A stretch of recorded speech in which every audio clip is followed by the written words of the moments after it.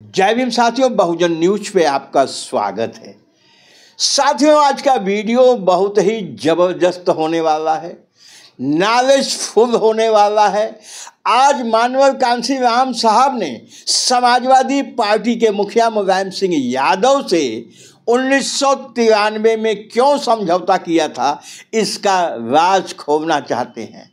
माननीय कांशीराम साहब ने समझौता करने के बाद कुछ मीटिंगें किया और उन मीटिंगों में चुनिंदा कार्यकर्ताओं को बुलाया जो उस समय के कार्यकर्ता थे, पदाधिकारी थे, और उनके सामने एक्सप्लेन किया कि बहुजन समाज पार्टी ने समाजवादी पार्टी से क्यों समझौता किया है।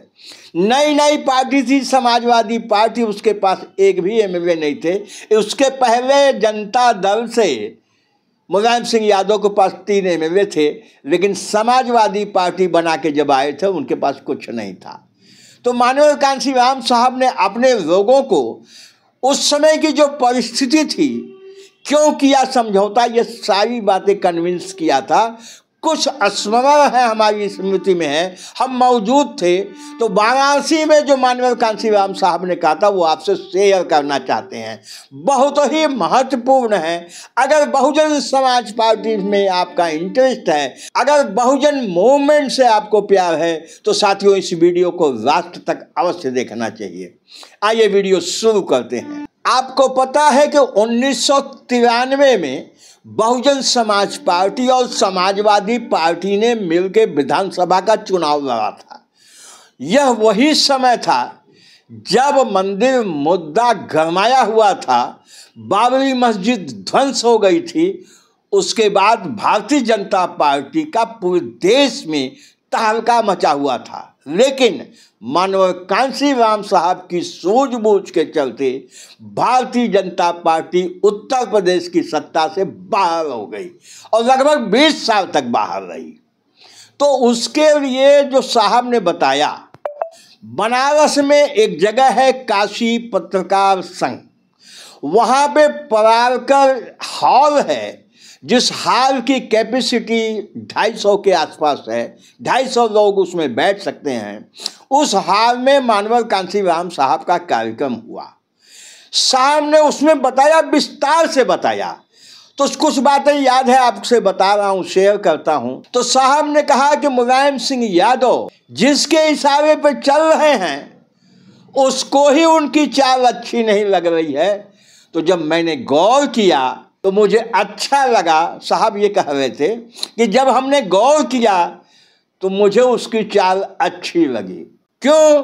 क्योंकि मुलायम सिंह यादव उस समय मनुवादियों के साथ थे तो जरूर, सहारा उनका लेते थे जरूर, लेकिन उनके कुछ कृत्यों की वजह से मनुवादी दुखी हो जाते थे। तो साहब ने इनका हाथ पकड़ा, इनके साथ चुनाव लड़ा और चुनाव लड़ने के बाद उत्तर प्रदेश में भारतीय जनता पार्टी के सपनों को चकनाचूर कर दिया। अब साहब की रणनीति क्या थी? मुलायम सिंह यादव जब पार्टी बनाने के मूड में हुए, मुलायम सिंह यादव बाबरी मस्जिद के ध्वंस के बाद जब जीरो पे चले गए, राजनीतिक कैरियर अधर में लटक गया, तो उनको कोई नहीं दिखाई दिया। माननीय कांशीराम साहब के पास पहुंचे तो माननीय कांशीराम साहब ने उनसे कहा कि भाई, आपका तो स्वतः का कोई वजूद है ही नहीं राजनीति में। आप राजनीति करते हो उत्तर प्रदेश में, आपकी ताकत पे दिल्ली में बैठे हुए बीपी सिंह, रामविलास पासवान, चंद्रशेखर, इस तरह के लोग आनंद लेते हैं। ताकत आपकी, आनंद वो ले रहे हैं और आप उनके लिए काम कर रहे हैं। आपका अपना तो कुछ नहीं है। तो इसके लिए अगर हमसे कोई बात आपको करनी है, हमारे साथ अगर आप आना चाहते हैं, तो पहले आपको स्वतः नेता बनना होगा, यानी आपकी खुद की पार्टी होनी चाहिए। फिर मुलायम सिंह यादव जी ने ये समाजवादी पार्टी का गठन किया और समाजवादी पार्टी बना के जब गए साहब के पास, तो साहब ने कहा कि हाँ, आपकी पार्टी बन गई, मेरे को मालूम है। तो साहब समझौता हो गया? उन्होंने कहा समझौता भी हो गया। सीटों का बंटवारा? उन्होंने कहा हो गया। पिछले विधानसभा के चुनाव में जहां जनता दल ज़्यादा वोट पाई थी वहां आप लड़ो, जहां बीएसपी वोट पाई थी वहां हम लड़ते हैं। अगर सरकार बनती है चुनाव के बाद तो आप मुख्यमंत्री बन जाना, बाकी जो मंत्रिमंडल है आधा आधा हो जाएगा, अन्य चीज़ों पे आधा आधा हो जाएगा। हाँ, आपको बहुजन समाज का हमेशा ख्याल रखना होगा। बहुजन समाज पार्टी के एक एक कार्यकर्ता को किसी भी प्रकार का ठेस न लगे ये देखना होगा, बस मेरी इतनी शर्त है। मुलायम सिंह जी ने माना और सरकार बन गई, लेकिन जब उन्होंने देखा कि मुलायम सिंह यादव जी जो वादे थे उसको नहीं निभा रहे हैं, बहुजन समाज का ध्यान नहीं दे रहे हैं, बहुजन समाज पे अत्याचार बढ़ रहा है, तो मानव कांशीराम साहब ने सरकार खींच लिया और बड़ा उपद्रव किया समाजवादी पार्टी के लोगों ने। आपको पता है, जिसे गेस्ट हाउस कांड भी कहते हैं, और ये सब करने के बाद भी वो खत्म हो गए। बहुजन समाज पार्टी इसके बाद माननीय बहन मायावती जी उत्तर प्रदेश में 4 बार मुख्यमंत्री बनी। आज भी बहुजन समाज पार्टी का वजूद, सीटें हो ना हो, लेकिन विचारधारा जिंदा है। जिसकी विचारधारा जिंदा रहती है वह संगठन कभी नहीं मर सकता है, बीच बीच में लहर की तरह नीचे ऊपर हो सकता है।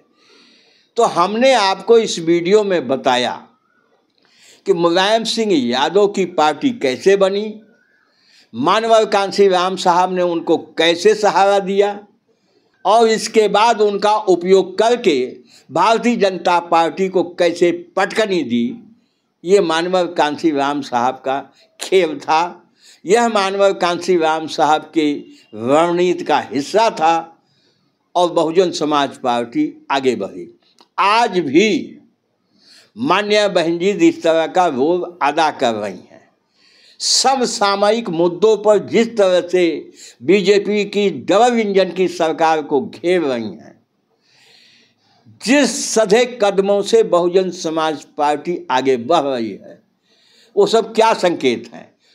वो यही संकेत हैं कि आने वाले 2025 नवंबर में जो चुनाव बिहार में होना है, उसमें बहुजन समाज पार्टी बहुत ही महत्वपूर्ण रोल अदा करने जा रही है। हमारी बात को ख्याल रखिएगा।